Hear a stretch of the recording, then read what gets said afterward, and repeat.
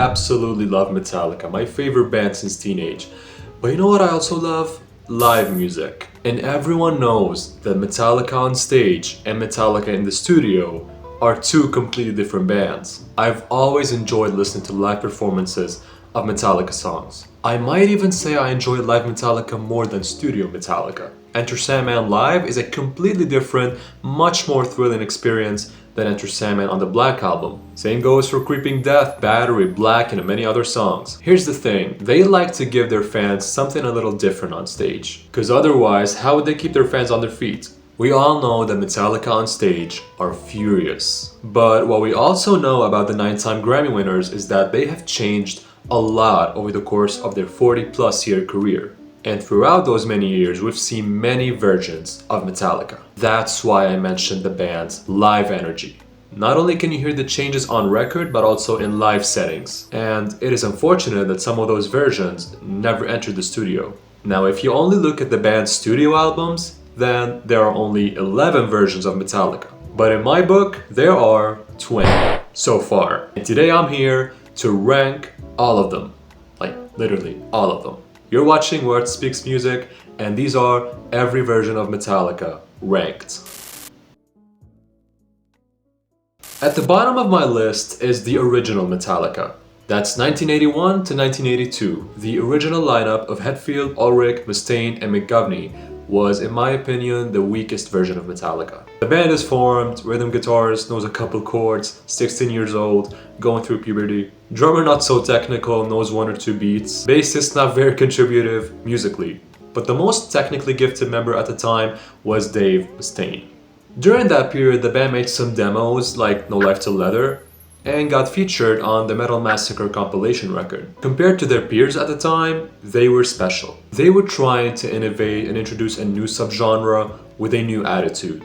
But they were barely versatile and the music sounded like it could only go in one direction. So again, compared to their peers, they were interesting at the time. But there's not a single release that came out later on that could be topped by any of their early demos. Plus, the band was overly reliant on Dave Mustaine back then. Like I said, he was the most technical guitarist, he played the solos, and he would do all the talking on stage. He was the aggressive loudmouth on stage, and because of that, the band depended on him most of the time. And that's never good. Number 19 is 2001 to 2002. That was Metallica at its absolute worst. It was a long period of vulnerability and tension. Jason Newsted was out, and James was triggered 24/7 with some really deep wounds that were reopened by the departure of Newsted, leading him to seek rehabilitation. And Lars was, well, not helping. To his credit though, he put up with a lot of stuff, until he eventually and inevitably exploded. You can say Kirk was the healthiest, most reasonable and mature guy at the time. I mean, he could have packed his stuff and stormed out. Just imagine Kirk and Jason's doodles. So what I'm trying to say is that the dynamic was terrible. But a new side of Metallica was discovered and shown during that period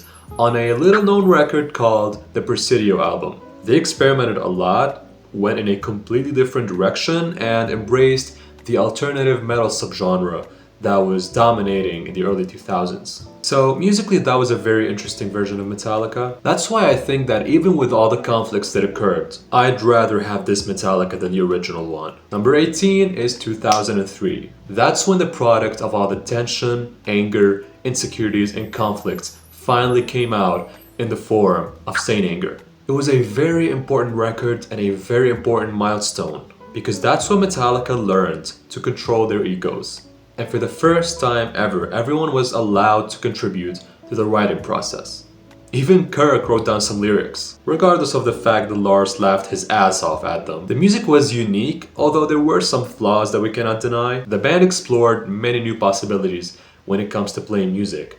But let's just say that some possibilities shouldn't have been explored. Some parts sounded dull, uninteresting, unexciting, and poorly written or structured. But again, it was a very important and therapeutic chapter of Metallica's career. All of that needed to happen for the band to grow up and carry on. Number 17 is 1983. Kill 'Em All is out and a new subgenre of thrash is born. James was piercing ears with his vocals, Kirk was in his prime, Cliff Burton was mesmerizing people with his bass licks and solos, and Lars was okay on the kit. He had learned some new beats and fills, still struggling with the double bass though. The music was in your face, loud and sharp as a knife. On stage they improved as well. James was definitely a much better and more confident frontman. The band became more captivating and started to learn how to get the crowd going. There was also a good amount of individuality because they were not really relying only on one member, or at least not yet. Still, there wasn't really a good amount of versatility. Like I said about the demos, the music sounded like it was only going in one direction. Number 16 is the year 2000. That was not a very good year, it's often overlooked. But it's important to say that on the outside, everything looked absolutely great. Metallica was winning awards and getting richer than ever. But on the inside, everything was falling apart. That was the year Jason Newsted played his very last show as Metallica's bass player. Egos were running wild, fame and fortune were eating Metallica from the inside. And that year was the transition into the worst period of Metallica's career. Number 15 is 2011 to 2015. Here's the thing about this era, the band was doing really good, playing a lot of shows, and they even created their own festival. And when it comes to the music itself, they were doing okay. I mean, of course, when you play non-stop for a really long period, your playing will gradually worsen. I mean, it's inevitable. But what I personally dislike is the sound they had, especially in 2013 and 2014. The guitar tone was a bit too much. It sounded to me like it was coming from an old cheap amp. I don't know, the sound was disappointing, I think. I don't enjoy listening to performances from that era.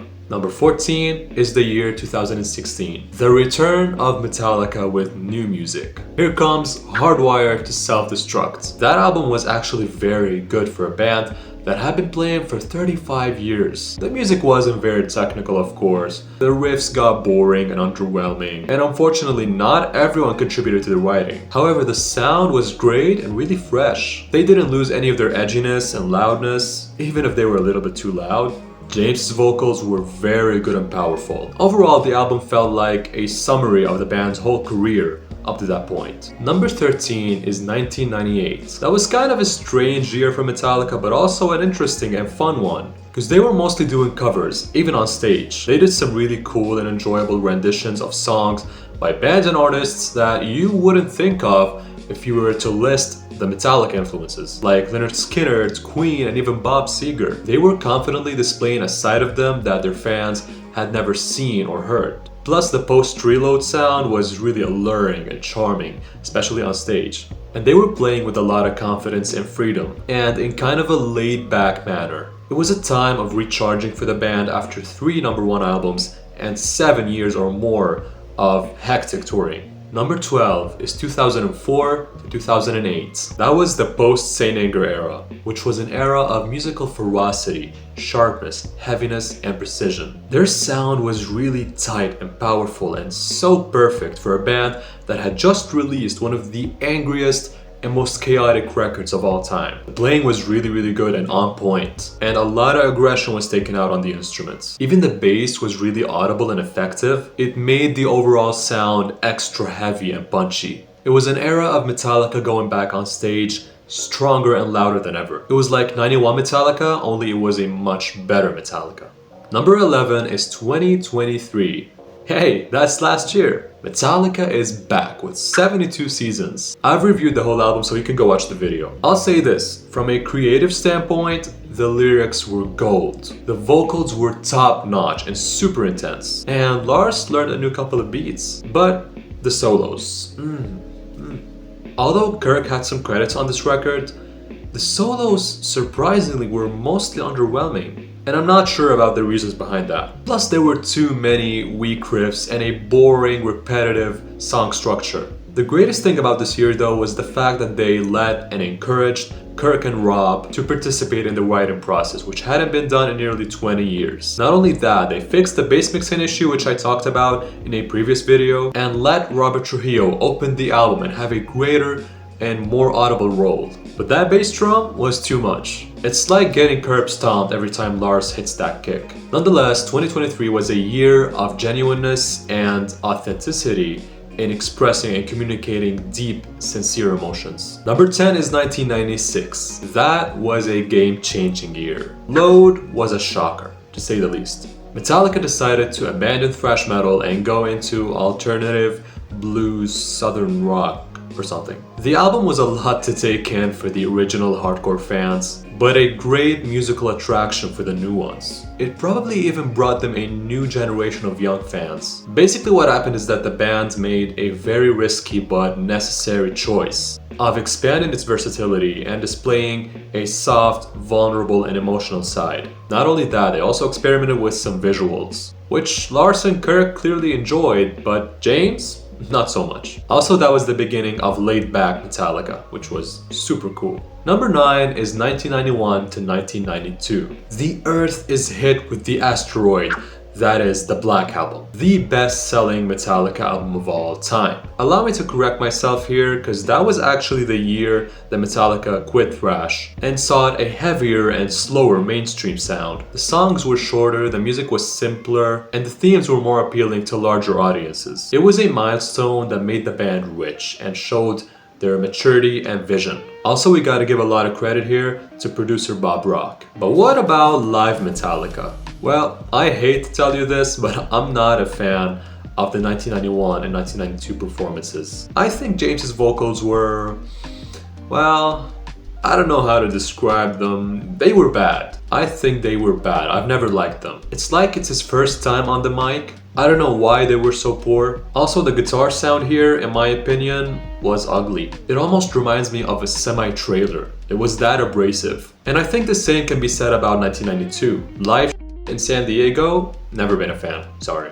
You know what, I think I found the word to describe James's mannerisms during that period. Clumsy. He was moving, walking, talking, singing, and playing like the Cowardly Lion. No wonder they compared him to that character. I mean, it wasn't just the looks. Now, I may not be a fan of 91 or 92 Metallica, but I am a pretty huge fan of number 8, 93 Metallica. That year, they did some regulation to their stage presence, attitude, and performance. They were more in control of themselves, more reserved than before, and less chaotic. Their playing was more on point, the sound was enhanced, and the vocals were some of my favorites. I think this was the beginning of the transition from savage, out-of-control Metallica to chill, laid-back Metallica. I love the performances from Live Mexico City. It's one of my favorite shows, if not my favorite show. Number 7 is 1997. Before 72 Seasons came out, I was pretty sure that Reload was my favorite Metallica album. Man, the sound, the attitude, and the sass in the vocals. Back in 2020, Carpe Diem was my favorite song. There's something so mesmerizing about it and the whole record. It had an alluring, seductive vibe.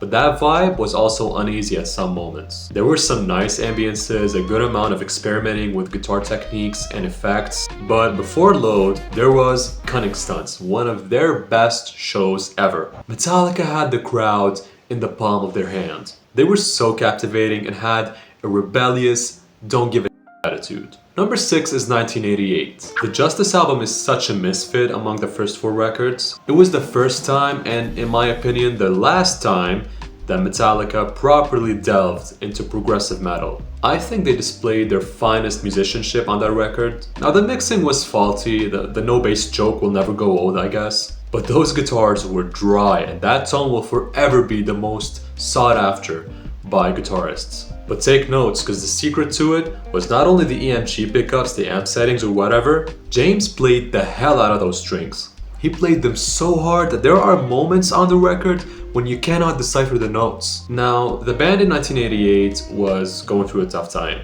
grieving Cliff Burton and having to deal with a new member who had massive shoes to fill. So that was the beginning of Lars and James taking over the writing process and becoming the two-man power trip that made Jason Newsted's 13-year career with Metallica a living hell. So the music was remarkable, but the dynamic was not good. Number 5 is the year after that, that's 1989. Post-Justice Metallica was firing on all cylinders. Remember, they were still grieving Cliff. Well, if you ask a psychologist, they tell you that all the stuff that happened from 86 to 2003 was a result of the unprocessed feelings that were caused by Cliff's death. But nonetheless, 1989 was the year that Metallica played their loudest, most energetic concert in Seattle. The music was absolutely explosive, but you cannot deny that the way they performed from that year onward was harmful to James's vocals, to Jason's backing vocals, and to the playing of every member. Number 4, 2008. Metallica brings back thrash with Death Magnetic. That was the first album I got my hands on as a child. I was probably 9. Still has a very soft spot in my heart. Regardless of the production flaws, Death Magnetic was incredibly epic, but often strangely overlooked. And I agree with the opinion that if Death Magnetic had been released in the 80s, it would have been regarded as one of the greatest albums of all time. It would have probably received more praise than Master of Puppets. The musicianship was excellent, the songs were mostly 6+ minutes long, well written, and felt like roller coaster rides. Also, the vocals were clean and pretty. Only problem is that Rob's role was minimal and wasn't very audible. I think they came this close to making the same mistake they made with Jason, because that was Rob's first album and it should have been heard louder. I'd say 2008 was a refreshing year for the Metallica fans, and so was 2009. That Neem's performance was beautiful. Number 3 is 1999, a very interesting year. I didn't say while I was talking about 1998 that this was the era of angry James Hetfield. A lot of alcohol, huge egos, fame and fortune. It was a great year for the listeners, but not so great for the band itself. One thing must be mentioned, and that is that James' vocals in 1999 were damn near perfect. He was so in control of his singing, he had so many different techniques, and he used them all confidently and perfectly. Most of the time though, he avoided the raspy, distorted vocals, and instead sang in a clean voice. The most notable thing, I believe, was S&M. That might actually be their very best show. They even won an award for it. The show was outstanding. The idea of Metallica, the band with a rebellious attitude, playing with a symphony orchestra. But not only that, instead of the orchestra pulling Metallica into playing with their energy and their idiosyncrasy, Metallica pulled the orchestra into playing in a rebellious, defiant, and unpredictable manner. It was absolutely epic. Number 2 is 1984. Cliff is still around, spreading his wings and boasting his classical influences and composition skills. Many things made Ride the Lightning so unique. The hellish sound, the perfect atmosphere, the fitting ambiances, and the mesmerizing solos. I think this album had the best Kirk Hammett solos. The content was really interesting and there was a very good amount of versatility compared to Kill 'Em All. But there were 2 minor issues. The first one was the reliance on Cliff Burton when it comes to composition, harmony, and adding those little touches here and there, which led to some ego issues. And the second was the muddiness, which was solved on their next record, which was released in number 1, 1986. Of course, I'm talking about Master of Puppets. So what did they do to solve the issue? Well, they used a less distorted bass sound and convinced Cliff to sacrifice some of his ego, because if they hadn't done that, it would have been Cliff Burton featuring Metallica. Cliff and the Boys. Cliff Burton's ego project. So what Cliff had to do, aside from choosing a new sound, was that he stopped doubling the rhythm guitar parts and simplified his playing a little bit so that the guitars were more discernible. But let's talk about the musicianship, because this record features a few songs that are considered by many as the best of Metallica. One of them is the title track, which was once voted Metallica's best song ever. Another one is The Thing That Should Not Be, which might be the song that made the whole record redefine the term heavy. And the instrumental, Orion, is considered the peak of Cliff Burton's genius. The album was a perfect display of versatility and musical maturity for a thrash metal band in the 80s. And that year was very, very important for Metallica. They made what is most probably their best album. They acquired a great set of skills and became the best version of themselves. And who knows where they would have gotten had the tragic and unfortunate passing of Cliff Burton never happened. We'll never know, we can only imagine. That's all I got for you today. Thank you very, very much for watching. Now it's time, as always, for you to share your thoughts. Tell me in the comments whether you agree with my list or not. Please take care of yourselves, and as always, have fun.